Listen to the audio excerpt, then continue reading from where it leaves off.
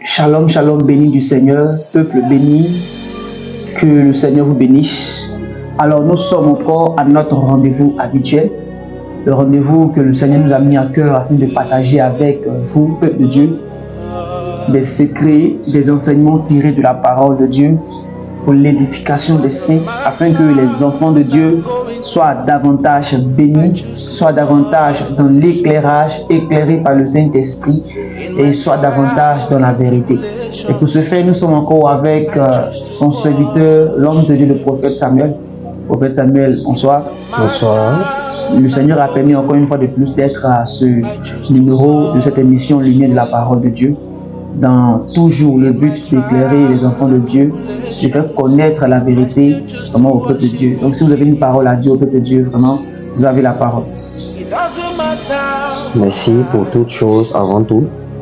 Alors, nous sommes très heureux encore une fois de plus d'être encore avec vous, avec le Seigneur, pour l'édification du corps de Christ, afin d'éclairer la lanterne de plusieurs élus de Dieu, car nous sommes dans les temps de la fin.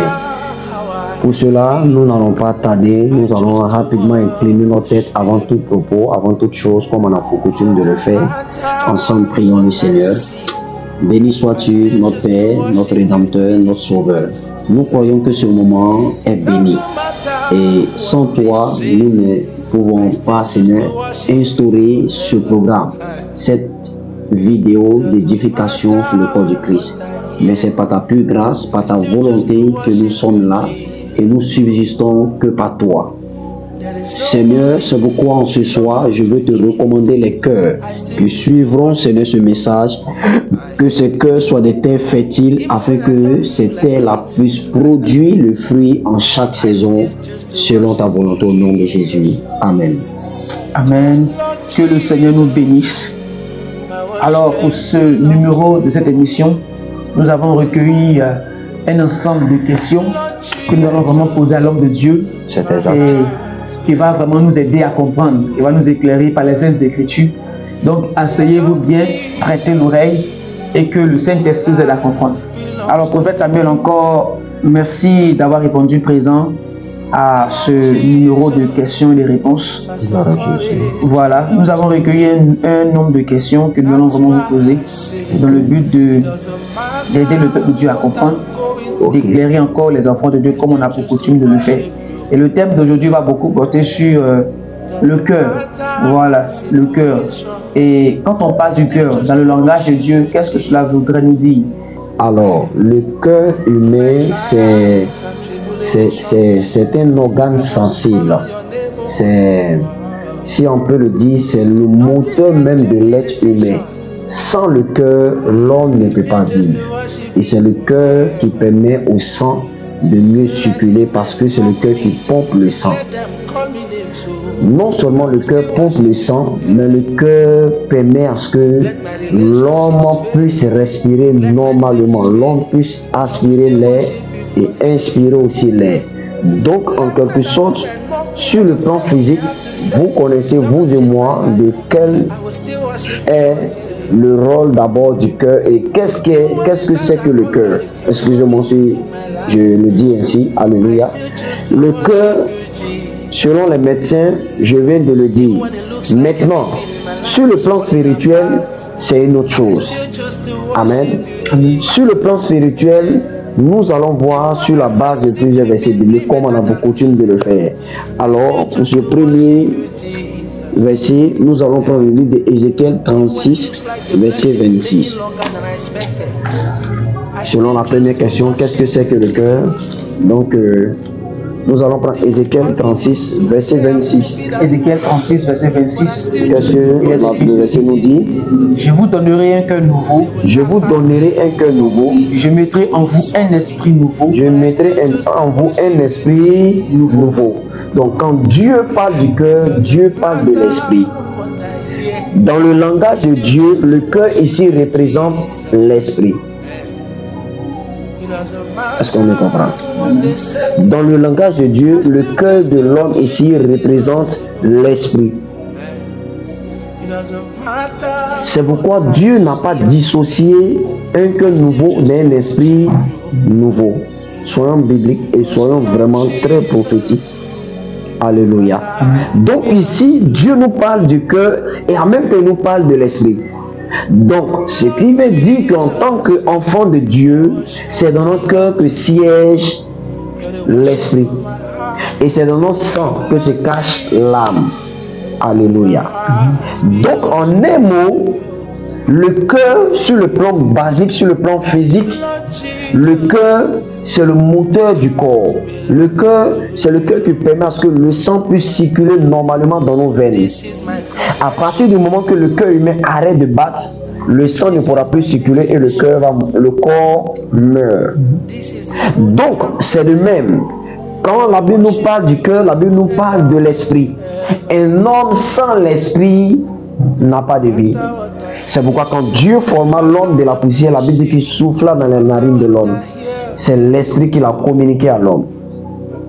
Donc un être humain sans l'esprit, le corps n'a pas de vie. Le corps n'a plus le sens même de vie, de vivre. Que Dieu nous bénisse. Amen. Alors c'est là la première réponse de notre question. S'il y a d'autres questions, je pense que nous serons en mesure de mieux expliquer ce que nous avons commencé. Que Dieu nous bénisse, peuple de Dieu. Et alors, nous comprenons par cette réponse que l'homme de Dieu nous a donné que la définition du cœur est répartie sur deux plans. Il y a le plan physique et il y a le plan spirituel. Sur le plan physique, c'est ce que nous connaissons. Et le cœur dans le corps de l'homme, il pompe le sang et autres. Mais par contre, sur le plan spirituel, c'est l'esprit qui est le moteur, qui est le cœur de l'homme. Asseyez-vous bien, ça devient très intéressant. Que le Seigneur nous bénisse. Vraiment, merci beaucoup, prophète Samuel, pour cette réponse que vous nous avez donnée. Et elle nous bénit par la grâce du Seigneur. Alors, nous avons une autre préoccupation, nous voulons savoir. Parce que quelque part, dans un verset de la Bible, le Seigneur a dit « Préserve ton cœur contre toute chose. » Plutôt, préserve ton cœur. Alors nous voulons savoir pourquoi un chrétien doit-il préserver vraiment son cœur des mauvaises choses. Alors que Dieu nous bénisse encore. Lorsque la Bible nous parle de préserver notre cœur selon la question qui a été posée, la Bible est très claire et la Bible vraiment est la notice même de l'être humain. Moi je crois pour ma part que vous savez, même les occultistes, d'autres milieux spirituels, la plupart de ces personnes utilisent la Bible comme les notices. Bien vrai qu'ils peuvent déformer certaines écritures, ils peuvent utiliser à des fins rituelles, à des fins catastrophiques, mais la Bible vraiment fait partie de l'un des livres les plus lus au monde, fait partie de l'un des livres les plus populaires. Et nous voyons que dans la Bible se cachent tous les secrets que l'être humain vraiment a besoin pour mieux se ressourcer et pour mieux connaître comment est-ce que Dieu a disposé les choses. Donc, lorsque la Bible nous dit garde ton cœur contre toute autre chose, c'est qu'il veut parler d'un entretien, d'une préservation, d'une barrière que nous, en tant qu'êtres humains, nous devons mettre entre notre cœur et d'autres choses nuisibles qui peuvent détruire ou qui peuvent amener ce cœur à vivre une maladie, mais sur le plan spirituel comme sur le plan physique. D'abord, je prends un exemple. Pour une personne sur le plan physique, pour préserver son cœur, qu'est-ce qu'il doit faire? C'est de tout faire, de ne pas manger certains aliments qui peuvent nuire le cœur. C'est de tout faire, de ne même pas se mettre parfois dans des situations où le cœur est tellement blessé, le cœur se fait tellement humilié par certaines choses, par certaines relations, par certains rapports, par certaines paroles. Ça aussi, c'est une manière de s'éloigner de certaines choses qui peuvent nuire au cœur. Donc, il y a plusieurs manières de préserver son cœur. Mais là n'est pas notre sujet de ce jour. C'est pourquoi j'énumère toujours les choses physiques avant de parler des choses spirituelles. Maintenant, entrons dans le domaine des choses spirituelles. Quand la Bible nous dit de préserver notre cœur, ça c'est sur le plan spirituel.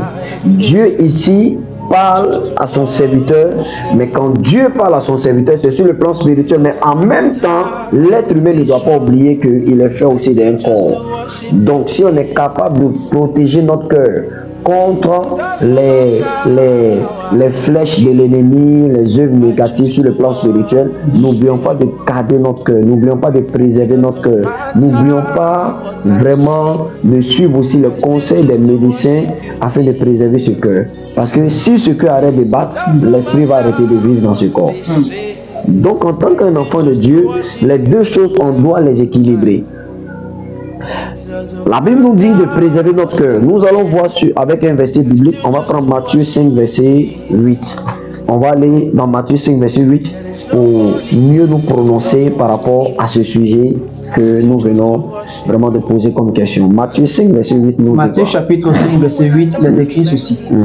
Heureux ceux qui ont le cœur pur. Heureux ceux qui ont le cœur pur. Car ils verront Dieu. Car ils verront Dieu. Donc par là, tu dois comprendre que il n'y a que ceux-là qui passent leur temps à sanctifier leur cœur qui les permettront vraiment d'être en train de préserver le cœur. On préserve notre cœur pourquoi? Tu ne peux pas préserver ton cœur parce que tu as envie de préserver. Quand la Bible dit préserve ton cœur, la Bible te dit, il veut te faire comprendre qu'il y a un saint, il y a un esprit saint qui viendra habiter dans ce cœur. Donc si nous voulons réellement voir Dieu, rencontrer Dieu, nous devons préserver ce cœur-là contre toute autre chose. Nous devons garder ce cœur-là pur. Garder ce cœur pur, préserver ce cœur-là pour Dieu. En un mot veut dire, il faut que nous, en tant qu'enfants de Dieu, à chaque fois que nous sommes là, le diable parfois peut emmener peut-être une tension dans ton cœur, une mauvaise pensée dans ton cœur. Donc préserver ton cœur veut dire en quelque sorte, à chaque fois que tu verras des images ou des pensées, des œuvres négatives, essaie de se manifester dans ton cœur, d'apparaître dans ton cœur, de prendre forme dans ton cœur, il faut chasser ça. Il faut être en mesure de prier. Il faut être en mesure de faire des déclarations. C'est pour dire prier sans cesse. Prier sans cesse veut dire aussi, ça veut dire d'une autre manière de préserver aussi son cœur. Parce qu'un homme qui ne cesse de prier, un homme qui passe son temps dans la prière, cette personne sera capable de discerner à chaque fois que des pensées impues veulent venir dans son cœur, sera capable de chasser ces pensées impues par la prière. Parce que, écoute, on préserve le cœur de quoi? On préserve le cœur des mauvaises pensées. On préserve le cœur des mauvaises paroles. On préserve le cœur des mauvaises images. Donc le cœur ici est la partie la plus sensible de l'être humain. Quand je parle du cœur ici, je parle de l'esprit. Parce que, écoute-moi, pour que Dieu te parle, c'est par le moyen de ton esprit que Dieu va te parler. Parce que notre Dieu qu'on adore est un Dieu d'esprit. Vu que Dieu est le Dieu d'esprit, est esprit, donc Dieu parle à notre esprit. Donc pour que Dieu parle à notre esprit, il faut que nous, en tant qu'enfants de Dieu, nous arrivons à préserver cet esprit. Nous arrivons à garder cet esprit-là pur. Parce que Dieu, pour te parler, il s'approchera de toi. Dieu pour te parler, parfois même, la plupart du temps, pour nous qui sommes sauvés, pour nous qui sommes dans la nouvelle dispensation, le Seigneur a dit dans le livre de Joël, vos fils et vos filles prophétiseront, vos jeunes gens auront des visions, etc. et autres. Alléluia. Amen. Mais pour que ces personnes vivent ces choses-là, il a fallu que l'Esprit de Dieu vienne habiter en eux. Il a fallu que le Saint-Esprit vienne habiter en nous par la nouvelle naissance que Jésus a apportée dans la vie de quiconque le confesse. Donc, en un mot, nous devons comprendre encore que préserver son cœur, c'est de garder son cœur loin des mauvaises paroles. Je prends un exemple. Tu as un ami qui aime parler de la perversité. Pourtant, tu es enfant de Dieu. Pourtant, tu es un homme de Dieu. Pourtant, tu as appelé à vivre dans la sainteté, à prôner même pour la bonne parole, la bonne nouvelle qu'est l'évangile. Bon, pour quelqu'un qui aime venir te parler du sexe, qui vient te parler de ses expériences, des choses du sexe, de toi en tant qu'enfant de Dieu, vas-tu laisser ces paroles entrer dans ton cœur ou refuseras-tu d'écouter cette personne? Tu refuseras. Pourquoi? Parce que ça y va des principes que Dieu a établis en toi. Et quels sont ces principes? Ces principes sont que ton cœur là, c'est le lieu où l'Esprit de Dieu se repose. C'est le lieu où l'Esprit de Dieu habite. C'est le lieu où l'Esprit de Dieu vient siéger pour travailler en toi. Alléluia.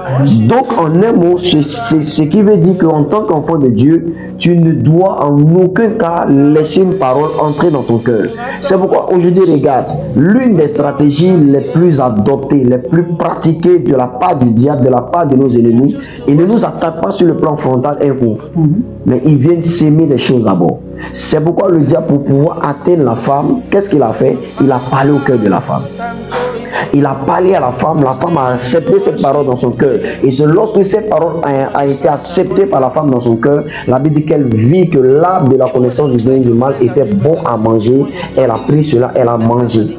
Donc la plupart du temps, quand le diable fait tomber un enfant de Dieu dans le péché, il commence d'abord dans le domaine du cœur. Il sème des paroles négatives, il sème. Aujourd'hui, c'est pourquoi vous voyez même dans nos vidéos, dans des vidéos des artistes du monde, les trucs mondains, même aujourd'hui il y a des publicités aujourd'hui qu'on voit. Lorsque nos yeux captent ces images, tu vas voir publicité même de pommade, la femme elle est à moitié nue. Tu verras même que dans les clips vidéo, la plupart c'est nos soeurs, ils utilisent à moitié nu dans les clips vidéo pour exposer le corps de la femme. Tout ça pourquoi? Pour capter le cœur de l'homme. Parce que le diable, c'est que le cœur de l'homme est le moteur de l'homme. Et quand je parle du cœur, je ne sépare pas le cœur de l'esprit. Parce qu'une fois l'esprit de l'homme est capté, c'est pourquoi la Bible nous dit, lorsqu'un voleur veut voler une maison, quand il entre, c'est qui l'île premier, c'est l'homme fort. Or, quand on parle de l'homme fort ici, sur le plan spirituel, ça parle de ton esprit. Parce que ton esprit est l'homme fort de la maison. Ton esprit est le gardien, celui dont à qui Dieu a confié ce corps. Alléluia. C'est pourquoi on voit un deuxième verset, Proverbe 4, verset 23. Qu'est-ce que Proverbe 4, verset 23 nous dit? Proverbe 4, verset 23, il est écrit, garde ton cœur plus que toute autre chose. Garde ton cœur plus que toute autre chose. Car de lui viennent les sources de la vie. Car de lui viennent les sources de la vie. Or, quand on parle de sources, on parle du domaine esprit, du domaine spirituel. Parce que c'est l'esprit qui enfante le physique. C'est l'esprit qui engendre le naturel. C'est le surnaturel qui engendre le naturel. Tout comme Dieu est esprit, et Dieu qui est esprit a créé les choses physiques, a créé les choses matérielles. Donc nous devons savoir tel que Dieu est, tel que nous sommes. Donc en tant qu'enfant de Dieu, si tu ne préserves pas ton cœur, je prends un exemple. Pour une femme ou bien pour un homme qui est assis là, et puis il mûrit des pensées peut-être impures. Et dans ces pensées-là, il y a une envie qui vient. Et cette envie-là, par exemple, je prends un exemple, la personne dans sa pensée, il y a une envie de manger du foutu. Tu verras qu'au travers de la pensée que cette personne est en train de développer dans son esprit, dans son cœur, automatiquement, cette personne-là sera tentée même d'aller poser l'action de manière physique. Pourquoi? Parce que la chose a pris forme d'abord dans son cœur. Donc, en un mot, il faut protéger ton cœur. Il faut garder ton cœur loin de toute pensée négative. Il faut garder ton cœur loin de toute parole négative. Parce que c'est au moyen de la parole que la femme et l'homme sont tombés dans le péché. Donc il ne fallait pas que nous, en tant qu'enfants de Dieu, on ignore ces choses. Aujourd'hui, j'ai remarqué cette manière de faire. Beaucoup d'enfants de Dieu, par contre, parfois, ils pensent que c'est lorsqu'ils sont tombés dans l'impudicité sur le plan physique qui montre que c'est à partir de là qu'ils ont péché. Non, la Bible dit même quand même celui qui a convoité une femme dans son cœur. Or, quand il parle du cœur, il parle de la pensée de l'esprit. Il parle de la pensée du cœur, il parle de l'esprit. Est-ce que tu sais que un homme, quand il pense, c'est une manière pour lui d'agir, mais sur le plan spirituel. La pensée est pour toi une manière d'agir, une manière de parler, mais en esprit. C'est pourquoi la plupart des hommes de Dieu, comme nous, qui sommes dans le prophétique, parfois en plein prophétique, tu entends une voix, mais la voix, tu ne l'entends pas audiblement. Tu l'entends dans ton esprit, dans ton cœur. C'est là-bas que l'esprit te parlera. C'est là-bas que Dieu sera en train de te parler. Donc garde ton cœur contre toute chose, car de là viennent les sources de la vie. C'est ton cœur qui pompe ton sang, c'est ce qu'elle dit tout à l'heure. Le cœur, si le cœur est supprimé dans le corps humain, mais le sang va circuler comment? Parce que le cœur, comme le moteur qui enclenche le sang pour que le sang entre dans tous les veines, dans tes doigts, tu arrives à tu arrives à bouger ton doigt, etc. Une fois que le sang n'arrive plus à circuler bien, ton doigt va mourir, ton bras va mourir, ton pied va mourir, tout ton corps mourra. Donc en un mot, le cœur doit être préservé. C'est-à-dire, selon même la médecine, sur le plan physique, sur le plan matériel, le cœur doit être préservé. Et maintenant aussi sur le plan spirituel, la pensée du cœur, les paroles, les pensées, les paroles, les